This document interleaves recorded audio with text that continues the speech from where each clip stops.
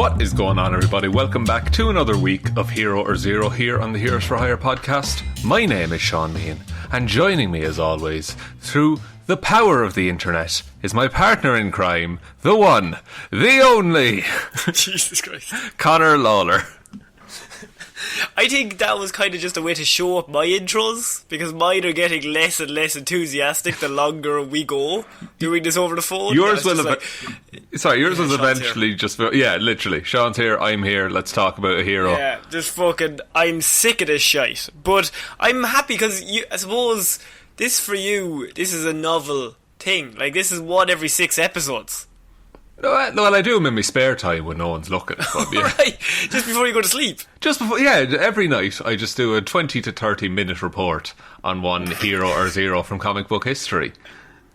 And do you normally do Marvel and I do DC? Generally, yes. That's interesting. That is interesting in your imagination that I still do DC. Oh, well, I'm not going to cover trash. So it's literally just you at home just going, wow, yeah, that is interesting. But you're just talking to yourself. I'm scrolling through a wiki page and well done, Conor. That's a good piece of research. Very well sourced. Oh Lord, so this is Hero Zero, as we said.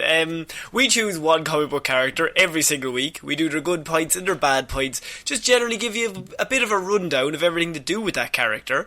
Last week I did a DC character of the ages, Shaun, Mr. Ragman. And so this week I'm expecting big things from you, as I always am, and I'm always disappointed. Maybe this is the week you live up to my expectations that are ultimately just a bit too big.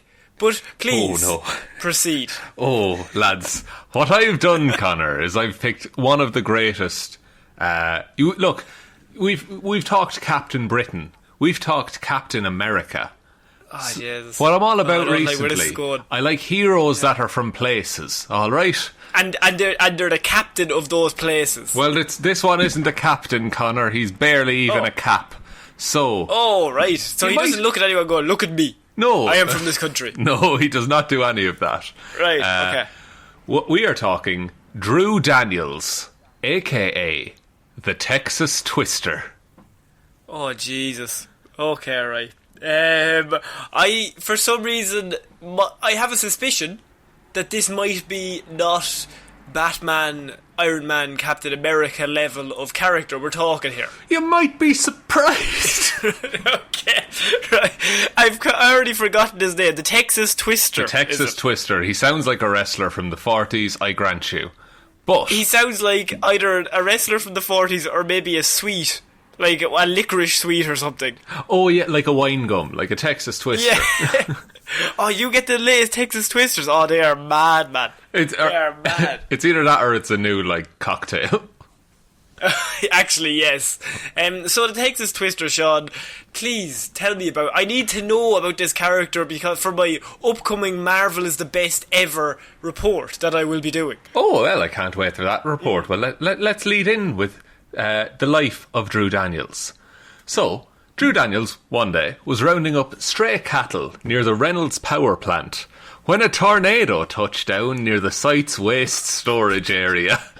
That can't be anything to do with the Twister part of his name, I wouldn't say I so, would fill in the blank. I'd say that's just a regular occurrence there. I think he has a fear of tornadoes now. Is this just a different name for that guy from Mighty Ducks 2, the cowboy? Look, they might look similar. Yeah, okay. Daniels found himself in the path of the raging tornado and was soon swept up into it as it hit the power plant. Daniels he turned into Superman's dad. Daniels was overcome by the nuclear winds and instinctively tried to escape, and found out that he was able to generate a tornado around himself and used it to fly out of the nuclear tornado. What? So he got caught in the tornado and then he decided, then somehow instinctively was like, I need to get out, which I think that it would be a natural reaction of most people. I need to get out of this tornado because this is probably worse than being on the ground. Yes, so he just started spinning his arms and then a new tornado was made. Right. And so I'm going to ask the question that immediately comes to mind. Is he a mutant, or is this just a general development of some sort of superhero gene that he has? Well, he was simultaneously involved in a tornado and some toxic waste. So oh, right, of course. It's that origin. Did thunder and lightning also hit it? No, actually. And that comes into play later. There wasn't a beaker full of some very clear liquid that he was rubbing himself in. Oh, if only. No, he was farming some cattle and then he fell into a tornado that hit a power plant. Oh no, I've fallen into a tornado again! Not again! Third time this week! So after escaping from the nuclear tornado, Daniels decided to test his newfound powers by halting the nuclear tornado from doing any further damage and easily dissipated the storm. Now that he had powers, Daniel decided that he was going to make something of himself instead of being a cattle farmer, and he headed east. Yeah, that's a shit job. I think it sounds class, honestly. There's like one cattle farmer like, oh, lads. Okay. So he headed east to New York City to make his mark on the world. He's going to go to the big smoke. He's going to go to the big smoke where dreams are made of. What is your thing? Well, I'm a big businessman. What's you? I can make tornadoes. Well, you know what? That'll be good. That'll be alright now. So, calling himself the Texas Twister, he answered a newspaper ad placed by the Wizard to fill a vacancy in the Frightful Four. Who are like they're like the Sinister Six, but for the Fantastic Four. And is it not the saddest thing in the world that they can't find the members for this team, so they have to put a newspaper article out to say we're looking for a member? Yeah, like a missed connections type ad post. Underneath them was the vacancies. Like this is ridiculous. You're a superhero or supervillain team. You need to, maybe word of mouth is much better than putting it into a newspaper article or even a social media campaign. Yeah, I'm sure this was long before Twitter, but you should have created Twitter and then set it up. That's, you know what, you're actually, fair point. My criticism was not valid there. When he discovered that the Frightful Four would not pay him to join, Twister declined membership. No, he's about the big time. He's in the big smoke. He's not going to take free work. Oh, exposure. Go away from me. I'm the Twister from Texas. I like the idea. I'm the tornado. No, I'm the Twister. Wait, no, I'm the Twister. No, which one am I? They're both T. They both work alliteration-wise, but I'm going to go with Twister. Just to say that now. I feel I could have a drink steal in the future. Yeah. So when the Fantastic Four disbanded for a short period of time, the Human Torch entered a cross-country car race. The Texas Twister took the opportunity to scout out the Human Torch while putting on a show for the audience by testing the Human Torch's powers. So it was a way to test the Human Torch, who I can only assume would absolutely destroy this man. Would wind not make fire stronger? It depends on the amount of wind, I think. Yeah, I suppose. If it's a twister or tornado, no twister, that would put it out. I suppose a little bit of oxygen goes a long way. It does. If Fantastic Four from 2000 and whatever that movie came out, you can't use wind too much, lads. No, you can't. So they put on a show. And he tested the Human Torch's powers. As a crowd gathered, the Texas Twister used the opportunity to leave, telling the Human Torch that he could see why his employers were interested in him. I love, right, the fact that the Human Torch is so famous, like, in this Marvel world. Like, he's clearly the guy who should be leading this interaction. But this fucking idiot from Texas turned up and was like, you need to impress me, Human Torch. I'll leave you to it, Now, because I know all the things. I'm above you, Human Torch. Have you heard of me? I'm the Texas Twister. I'm the Texas Twister. Don't get that mixed up. Don't. Come on. That's a copyright infringement, my friend. Copyright infringement. Oh, Jesus. Now, Chris Evans, shut up. But I will say, I like how he immediately takes charge of this interaction when he has no basis for he's no foundation to go with all of this bravado that he's putting out. No, he's absolutely just styling it out and talking for the job he wants. It's like, I see. I verify that you're powerful, therefore you have worth. Yeah. And the U-turn's like, I don't even know who you are. So later, when the criminal organisation known as the Corporation began gathering superpowered individuals, Nick Fury decided to create their own group of super agents. So S.H.I.E.L.D. contacted Daniels soon after he had foiled a bank robbery and offered him a position within S.H.I.E.L.D. as a member of the super agents. Oh, this is finally, he's in the big time. The big time of, like, he's a pretty good S.H.I.E.L.D. agent. And he turns up and he's like, Nick Fury, I give you value. Now you have worth. Go on there now. You're doing a good job. You have my seal of approval. I can see why you're the head of S.H.I.E.L.D., Nick Fury. You know what? You're dead right now, Nick. You're doing a grand job. Now, from my point of view, I would say 7 out of 10. Some things you can improve on, but I think I'm very experienced at all this. I'm sure you've heard of me. I'm the Texas Twister. The Texas Twister. I met the Human Torch once. Big deal. Fuck's sake. Yeah. While performing at a local radio, this report is just a series of things that the Texas Twister has done. Okay. While performing at a local radio show, the Texas Twister was enveloped in a glowing red energy field and teleported to a vast arena, along with all other superpowered heroes from every nation on Earth. They would learn that the cosmic gamesman, known as the Games Master, and Death, known as Death, were playing a game of life and death, and the heroes were chosen to be pawns in the game. Oh my god, it's the plot of Predator. This is kind of, but it's also very much, this is a comic that was designed because wouldn't it be class if there was a cover of a comic and it was all the characters as chess pieces? Oh, right. So they drew the cover first and then wrote the story around it, yeah. That's Stan Lee. Yeah. What if everybody was a chess piece? Yeah, but Stan, we don't have a story. Well, I'm giving you gold here. Fucking you figure it out. Life and death. You could use one of those. Just 50-50. You choose one of them, whichever one you like. The other one, throw it away. No need for it. So the Texas Twister watched helplessly as each side chose 12 heroes to use as pawns. Oh no, he's not going to get picked. As one of the many not chosen to be used. You're like sitting in the line like, oh fuck. You're like counting ahead, you're like, fuck, Thor is there.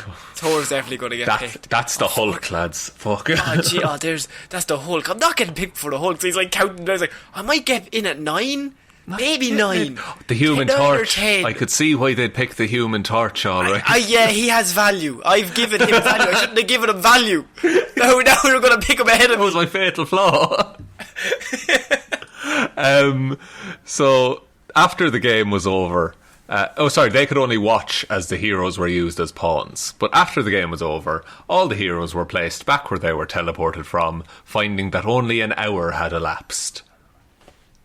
Right, so that's the perfect comic book, really, that you go and do this mad shit and then everyone just gets put back the way they were. Yeah, and it's just soft reset. And So, wait now, you're telling me that's a story for this character? The Texas Twister? The Texas Twister. I must say, I am doing that on purpose. I will say that. But you're saying that this is a story about that man, and your story for this was he got brought to this world, didn't get picked, and then went home an hour later. Yes, that's it. That's right. His character arc in this. But he's got a very good power. Yeah, and his power is he's able to create tornadoes. Yes. That's it. Well, in many ways, there's many people that can do that in the Marvel Universe. Oh, Storm, for example. Lots and lots of people. So, after celebrating one night just a bit too hard, the Texas Twister ended up getting drunk and causing damage to public property. In order to work off his sentence, he agreed to join the Thunderbolts army and registered with the Civil War Superhuman Registration Act in the process. Okay. So in order to deal with the threat of thousands of civilians being empowered by the Grandmaster, who we met earlier. The Thunderbolt's army was split up into various squads. Texas Twister was placed on the Beta squad as its leader. Oh, yes! He's on the top, so he's a big fish, small pond. He's on the way up. He's the head beta. Oh, that's even better. It's like me and you. We're head betas. We're both betas. So they covered the Los Angeles area. When Bloodstrike and Smiling Tiger, not important, turned on their squad, Texas Twister realised that they had received their powers from the Wellspring of Power, which was used by the Grandmaster.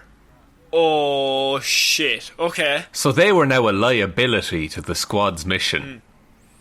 Kill them in their sleep. No, they just managed to stop the plans anyway. It's not a very good ending to that particular story. But he's the leader, and he's on the right track. So in the aftermath of the Civil War, Iron Man started the 50 States Initiative. So basically, there would be a group of heroes assigned to every state, which makes a lot of sense in a way, and not just having them all in New York. He's going to get picked last, and he's going to be in the ocean. Not a typhoon, man, are you? So the Texas Twister was assigned to cover the Texas area. That's a big area. Texas is pretty big. Oh, like, it's not just him. No, I wanted to just be him. Him and the Human Torch, and they're just kind of awkward around each other. Why would the Human Torch be in Texas? He's very New York. He's just there. He's just hanging out with his good pal, the Texas Tornado Twister. Just like, we were in that cross-country car race one time. Do you remember we were in that race together and you gave me value as a person? Yes, we go back a while. Great day for the Human Torch. So, his powers and abilities then. He has tornado generation, so he has a psychokinetic ability to accelerate air within a radius of 100 feet from his body, which creates a tornado-like mass of swirling wind. Right, yeah. I think we could all fill in those gaps, yes. Is it not just that is just the power of the Red Tornado from DC. But this guy's from Texas, though. Oh, sorry. Sorry. Is Texas a red state? Might be. It might be. So the largest tornado... I know you were wondering, what's the largest tornado he can make? Well, the largest... I actually have been thinking that non-stop since we started this. As soon as you heard Drew Daniels. Yeah, but how big of a tornado? So the largest he can create is approximately 200 feet in diameter, and the smallest... Holy balls. Follow-up question. Smallest is approximately 2 inches in diameter. When would that ever come in handy? Unless he's killing some ants. Stirring your coffee? Oh, yeah, I suppose. I could see that. Bar tricks. 200 feet is bar trick, or if he's trying to amuse everyone in the crowd at a driving event. Oh. Just for a game. Look at this, it's a real small tornado. There's a guy pulling a rabbit out of a hat. There's another guy creating fucking tiny tornadoes. I know who I'm watching. Tornado Boy? Tornado Boy. Of course, Tornado Boy. So the approximate wind speed he can create is 225 miles an hour, and this wind is capable of lifting him off the ground and supporting him in mid-air. So he's able to fly? Yeah, pretty much. He can also create miniature tornadoes around his arms and use them to either enhance his punches or extend them to push opponents back. Extend his punches through wind? I don't understand how that works. Like a real long tornado around your arm. Okay. It's not his fist is going, right, it's just the end of a tornado. Okay. I'm with you now. He also has power adaptation, so he has various physical abilities that enable him to withstand the rigours of motion inside a tornado, such as denser skin to prevent unwanted heat loss, friction... You'd have to have dense skin if you're as shit as he is. A dense skull, more like it. Yes. He has enhanced eyesight and an immunity to dizziness and motion sickness. Oh, great. He's got an immunity to motion sickness. He can be in a bus. Loads of car trips. A load of cross-country car trips with the Human Torch. So, and then just on abilities, the only thing that was written was that he has received shield training. Right, so his abilities are quite lacking, you would say. Yes, it doesn't mention his cattle wrangling abilities, but he's left that life behind him. Yeah, no, well, to be fair, he has more to offer to the world. Now he has the ability to create small tornadoes. Of course, and he left Texas to go to New York, and now he's just back in Texas. But look, you eventually come home. You know what I mean? That's the plot of Sweet Home Alabama, the movie. This is the plot of this man's life. And Sweet Home Alabama, the song. And the song. So, on the Marvel 1 to 7 rating system, he has an intelligence of 2, strength of 2, good. speed of 3, durability of 3, energy projection of 5, and fighting skills of 3. That's not that bad. Well, there's a few 2s. Yeah, but it got better near the end. He's pretty much a regular man who can make tornadoes. And he just has them. He just and has them. It's strange to just have something and then he doesn't even... I don't feel like he's an expert in the one thing that he can do. No, I feel like if you put him and Storm in a fight, he's getting murdered. Oh yeah, Storm would just rip him up to shreds. But Storm's not even allowed to use all of her powers. Just maybe 50%. Like, Storm can make it rain a bit, say, and he has all of his powers. Storm still wins.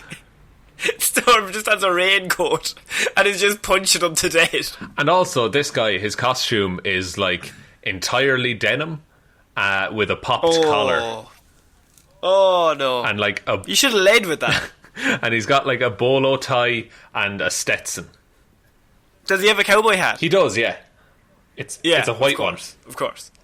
What about chaps? Does he have chaps? None that I can see, but a lot of his drawings are from waist up. Right, because I can only assume what would Stan Lee draw the character as. It is exactly how you imagine Stan Lee would draw a cowboy superhero. That's fair enough. Right, well that's my report on the Texas Twister. I think that character, he maybe... I want to see an odd couple pairing of him and the Human Torch just travelling across America. That'd be so wholesome, wouldn't it? Because they're just having a good time. Wholesome, but... No, we would all be on the side of the Human Torch. Oh yeah, like he's the odd couple member you like, and Texas Twister is like I'm trying bad boy. He's not even cool enough to be a bad boy. He's just kind of like you feel bad for him. Is this Plane, Trains and Automobiles? I've never seen that movie, but yes. Oh yes, yes. So yeah, I think that is it for this week's Hero Zero. We have found out about a character that nobody will ever listen to again. Oh. But like, I don't think I've ever seen him in any sort of media in any way. Maybe he hasn't had his day yet. Maybe Paul Feige, but he's the guy who he runs after Bridesmaids. Kevin Feige. Maybe he could have a look at this character and say, that's going to be the next phase. He's going to be the big bad, or the big good.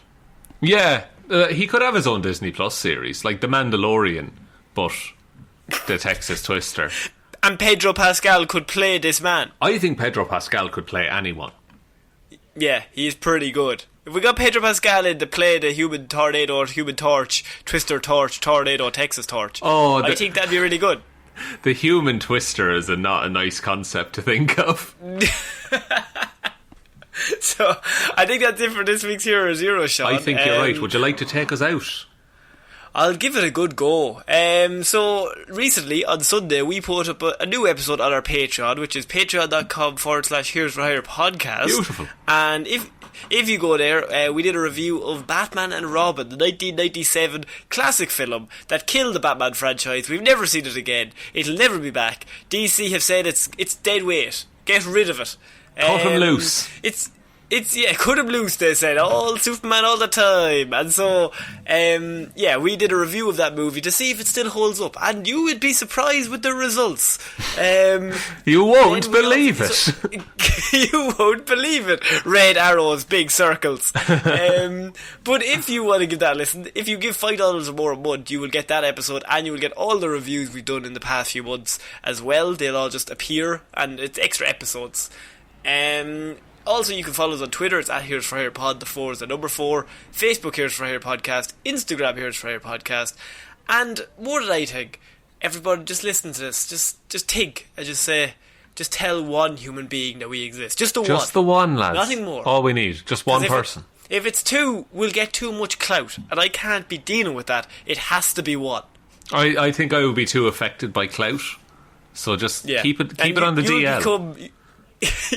You'll buy a Lamborghini and have like one of those YouTube videos with you just like shooting lots of angles of it, and it'll just be non-stop cutting from every single angle around the car. And I'll also just upload the audio of that as a podcast. It'll be a travesty. Oh, that'll be good. That'll be so good. So yeah, we'll be back on Monday with more Movie Mondays. But I've been Conor Lawler. I've been Shaun Meehan. And we'll see you then, guys. Bye.